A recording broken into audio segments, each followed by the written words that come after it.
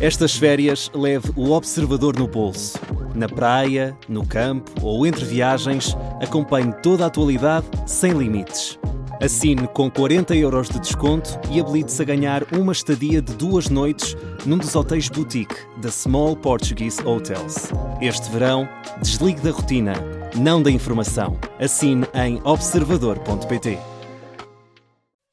Eu ouvi a pergunta, mas ela não é a pergunta. Eu percebo as vossas perguntas, mas vamos com calma, está bem? Não quero que ninguém se magoe. Eu respondo-lhe a isso quando me disser aqui olhos nos olhos. Eu às vezes tenho mais de fazer do que estar a responder diariamente. Calma, é isso. Ainda bem que faz essa pergunta na Rádio Observador, as perguntas que marcam esta sexta-feira com o Bruno Vieira Amaral. E o Bruno traz aqui uma coisa que eu não sabia que existia, que é a cotação, a atual cotação do Orçamento de Estado. Está em bolsa? Está, mais ou menos. Eu também não sabia que existia, mas agora estou atento ao índice PS27 e que diz que o preço está alto do Orçamento de Estado, mas pelo menos os temas ou os produtos parecem ser claros.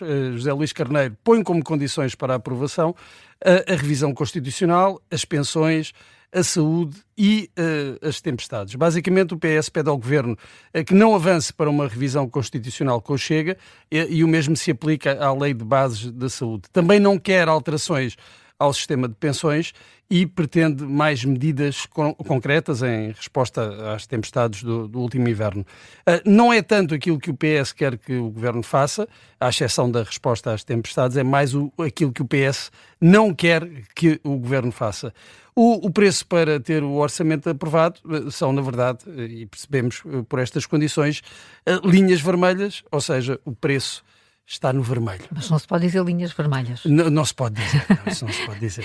O Ministro da Administração Interna sabe coisas. Sabe coisas. Isto é a nova tese de André Ventura. Curiosamente, é o tipo de argumento que os adeptos de futebol, em conversa nos cafés, usam para justificar a titularidade de um jogador, tosco. Não sei se pode dizer um jogador tosco, que é aquela coisa, ele deve saber alguma coisa sobre o treinador. Para o líder do Chega, só isso justifica a manutenção de Luís Neves em funções e também o silêncio de responsáveis políticos da área do PS. Se o ministro fosse demitido, isso desencadearia uma vingança dos poderes ocultos que dominam o país e que têm informações sensíveis que tornam os políticos reféns desses mesmos poderes. Não há dúvidas de que haverá muita informação a circular pelos corredores do poder, nos bastidores e dos vários poderes, mas vamos com calma com as teorias da conspiração, ou então teremos de concluir que, por exemplo, a Ministra da Saúde, Ana Paula Martins, também estará na posse de informação comprometedora e que o mesmo acontece com Fernando Alexandre e, no fundo, com qualquer ministro de quem a oposição já tenha pedido admissão. A explicação é capaz de ser um bocadinho mais simples. Os primeiros ministros gostam de segurar os ministros, porque se não o fizerem, tornam-se reféns da oposição. E por isso a pergunta, o Primeiro-Ministro vai ou não fazer limpezas de outono? De outono, ainda não de verão. Para o verão ainda... As limpezas são na Páscoa, não é? Normalmente são as de primavera. São as de primavera. As de primavera. Mas podemos ter aqui na política limpezas de outono. A tradição japonesa é fazer no fim do ano. Deitar aqui, fora o que está velho. E aqui é capaz de sair alguém ir fora no outono. Porque o mais provável é que Luís Montenegro deixe para depois do verão qualquer mudança significativa no governo, seja a substituição de um ministro ou então uma remodelação mais profunda. Já sabemos que Montenegro não vai tirar férias, mas pode aproveitar este período para traçar um plano também em função das notícias que forem saindo. Também está dependente disso. E no caso do Ministro da Administração Interna, as notícias continuam a suceder-se e não têm sido boas. Mas esta não é uma boa altura para trocar ministros, e em particular o da Administração Interna. No entanto, a posição de Luís Neves, ao contrário da de Fernando Alexandre, começa a ser insustentável, mesmo que a oposição tenha sido menos complacente com o Ministro da Educação. O Primeiro-Ministro não parece estar refém de nenhum ministro, nem da oposição. Agora, parece estar refém dos acontecimentos e das notícias que forem surgindo. E então, parece que não somos mesmo bons com números. Olha, eu não sou, mas eu tenho a desculpa das humanidades. E ontem estava a ver aqui uma notícia sobre a Câmara de Gaia e, de facto, há alguns problemas com os números. A Câmara de Gaia anunciou esta semana que o teleférico que pretende instalar entre a Rábida e as praias iria transportar cerca de 15 mil passageiros por hora.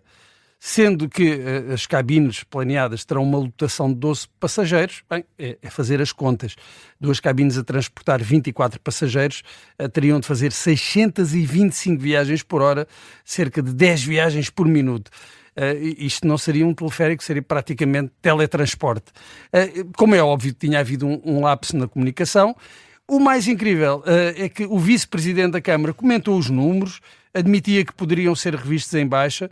A oposição, claro, gozou o prato, com muitas contas à mistura, e teve de ser o presidente da autarquia, Luís Filipe Menezes, a repor a normalidade. Disse que houve um lapso e que qualquer cidadão que não tenha a cabeça vazia percebia muito bem o que se estava a dizer, declarações de Luís Filipe Menezes. E assim se passou mais um dia, ou 2 dias, ou até 3 dias, a discutir coisa nenhuma. Eu ouvi a pergunta, mas ela não é pergunta. Eu percebo as vossas perguntas, mas vamos com calma, está bem? Não quer que ninguém se magoe. Eu respondo-lhe a isso quando me disser aqui olhos nos olhos. Eu às vezes tenho mais de fazer do que estar a responder diariamente. Calma, é isso.